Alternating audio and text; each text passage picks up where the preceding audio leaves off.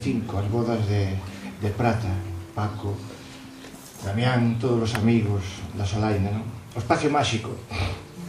E agora temos diante, recordarás, Paco, recordaréis todos, que fai uns anos, cando homenaxábamos a Maruxa Villanueva, pois estaba aí na tua cadeira, recordas? Onte descubríamos para o mundo a Rosalía, e hoxe, bueno, pois está a Nisia, e Pepe contigo, con todos nós, un motivo grande. E hai outra cousa feliz que vos quero anunciar, dicírvolo, porque tamén é un pouco a minha biografía e o agradecemento que lle devo a este espazo e a Paco, que foi o obrador desa peciña que tedes aí no medio da praza, esta praza pública da Casa do Ferreiriño das Paxariñas. Esa peza que vedes aí en escultura foi a árbore das cereixas que eu comía de neno na miña casiña da miña tribo de Quián. Eran unhas cereixas que maduraban antes do San Pedro, que era a festa da parroquia en Carmuela, e que, bueno, pois eu xa coñecín así grandeira, boiña, comíamos os paxaros, comíamos os larpeiros, e do que sobraba, pois caía a semente na terra, nacían zardeiras noviñas, non? Así é a miña infancia. Eu teño 62 anos e ela tería bastantes máis, acaso 100, posiblemente. O que sei que fai 2 anos un vento malvado derrubouna, e que eu aí comentei isto que vos digo a vos a todos ahora aquí, comentei no con Paco e dixo: quero eu que veña para ali, voulle dar vida, ánimo, voulle facer voar, igual co legón da ponte Carmuela con Primo. E ver aí, non?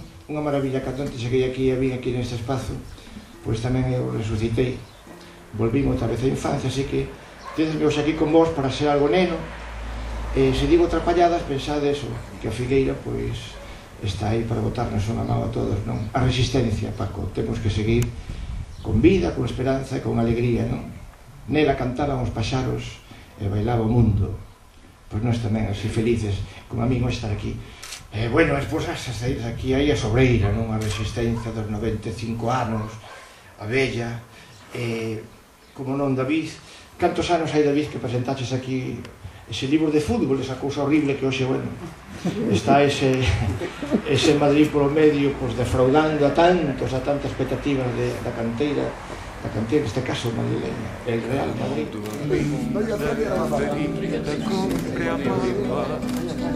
A flor da malva polas veas corre, co seu zume de paz adurmiñando, tanta dolor, tanta memoria ergueita.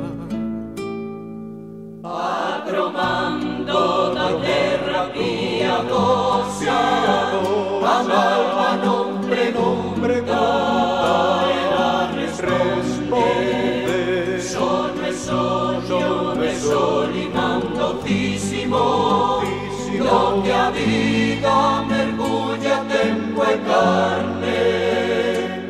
Cando a vida é ferida, compre a malva, a flor da malva polas veas correr, co seu zume de paz adurmiñando, tanta dolor, tanta memoria ergueita. A flor da malva é semellante ao inverno, porque detén a saiba da primavera, a praza flor